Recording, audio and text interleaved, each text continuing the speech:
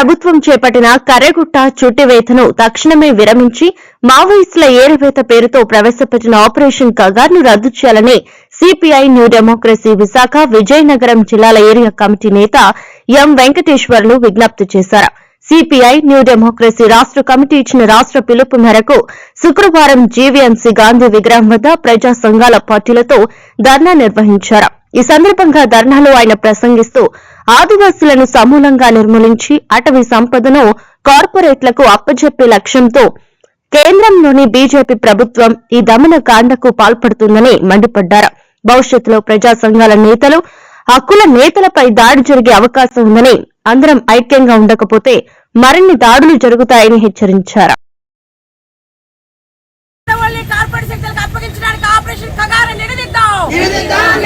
నా పేరు Venkateswarlu, CPML new democracy Visakha Vizianagaram జిల్లాల ఏరియా కమిటీ కార్యదర్శిని. ఈరోజు సిపిఎంఎల్ న్యూ డెమోక్రసీ పార్టీ రాష్ట్ర వ్యాప్తంగా అన్ని జిల్లా కేంద్రాల్లో ఆపరేషన్ కగార్ని రద్దు చేయాలని, కర్రెగుట్ట చుట్టువేతను వెంటనే నిలిపివేయాలని, మావోయిస్ట్ పార్టీతో శాంతి చర్చలు ఏర్పాటు చేయాలని 3 డిమాండ్లతోటి ధర్నా కార్యక్రమాలకి పిలుపునిచ్చింది. ఈ ధర్నా కార్యక్రమాలకి అన్ని రాజకీయ పార్టీలని, ప్రజా సంఘాలని ఆహ్వానించి ఈ యొక్క దుర్మార్గ వైఖరిని ఖండించి మొత్తం ఆ కార్యక్రమాన్ని రద్దు చేసే విధంగా చర్యలు చేపడాలని డిమాండ్ చేయడం జరుగుతూ ఉంది. ఈరోజు దేశంలో ఉన్న ప్రజా సమస్యల్ని పక్కన పెట్టి, ఎన్నికల్లో ఇచ్చిన హామీలన్నీ పక్కన పెట్టి మొత్తం కార్పొరేట్ శక్తులకి దేశానికి కట్టబెట్టడానికి ఈరోజు పూనుకుంటా ఉంది ఈనాడు కేంద్ర ప్రభుత్వం. దానికి అన్ని రాష్ట్రాల ప్రభుత్వాలు కూడా సహకరిస్తున్నాయి. మన రాష్ట్రంలో కూటమి ప్రభుత్వం కానీ, తెలంగాణలో కాంగ్రెస్ ప్రభుత్వం కానీ ఈ రెండు ఉభయ రాష్ట్రాల్లో కలిపినటువంటి కర్రెగుట్ట ప్రాంతాన్ని పెద్ద ఎత్తున పోలీసులు సాధించి ఆదివాసీల్ని, అదేవిధంగా మావోయిస్టుల్ని పెద్ద ఎత్తున హనం చేయడానికి పూనుకుంటాం వారికి మేము రాజకీయ పార్టీలుగా అందరూ తీవ్రంగా ఖండిస్తున్నాం. వెంటనే బలగాన్ని అక్కడి నుంచి వెనక్కి తీసుకోవాలని డిమాండ్ చేస్తున్నాం.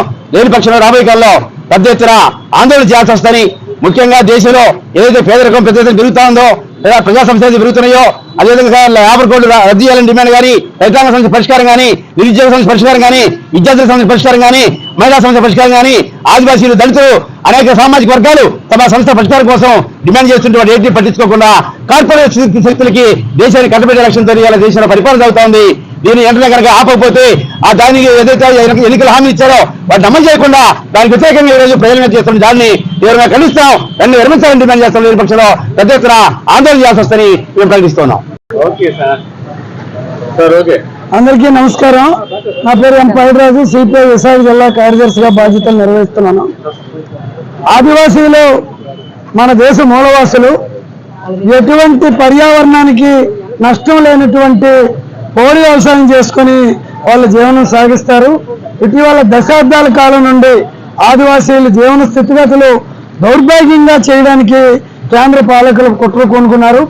కాశ్మీర్లో 370 అధికరణ రద్దు చేయడం కానీ, మణిపూర్లో జాతుల మధ్య చిచ్చు పెట్టడం కానీ, అదేవిధంగా ఇతరత్రా ఇప్పుడు మావోయిస్టుల ఏరివేత పేరుతో ఆపరేషన్ కగార్ పేరుతో ఆదివాసీల్ని మట్టుబెట్టే చేసే ప్రయత్నం కానీ, ఇదంతా ఈ దేశంలో 29 రకాల ఖనిజ సంపదలు ఉన్నటువంటి ప్రకృతి సంపదని కార్పొరేట్లకి దాసోహం చేయడానికి కేంద్ర ప్రభుత్వం కంగనం కట్టుకుని తప్ప ఈ దేశంలో నిరుద్యోగ సమస్య కానీ, ఇప్పుడే వెంకటేశ్వర గారు చెప్పినట్టు ఎన్నికల ముందు హామీలు ఇచ్చినటువంటి నేను అధికారంలోకి వస్తే సంవత్సరానికి 2 కోట్ల మందికి ఉద్యోగం ఇస్తానన్న హామీ కానీ ఇవన్నీ నీటి ముట్లైనవి.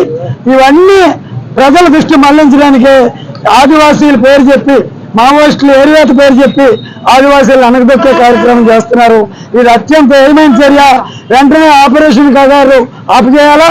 ఇదే విధంగా ఇప్పుడు మీరు ఏదైతే చేస్తున్నారో ఈ కర్రెగుట్టలో మీరు చేస్తున్నటువంటి పోలీసు బలగాలు వెనక్కి తీసుకురావాలా, శాంతి చర్చలు జరపాలని ఈ డిమాండ్ల మీద ఈ రోజు దేశవ్యాప్తంగా, రాష్ట్ర వ్యాప్తంగా సిపిఐఎంఎల్ న్యూ డెమోక్రసీ చేస్తున్నటువంటి ఈ నిరసన కార్యక్రమానికి భారత కమ్యూనిస్ట్ పార్టీ సిపిఐ పక్షాన మేము సంపూర్ణంగా సంఘీభావాన్ని, మద్దతుని తెలియజేస్తూ భవిష్యత్తులో ఏ రకాల పోరాటాలకైనా సిపిఐ కూడా ముందుంటుందని ఈ సందర్భంగా మీ ద్వారా తెలియజేస్తున్నాం.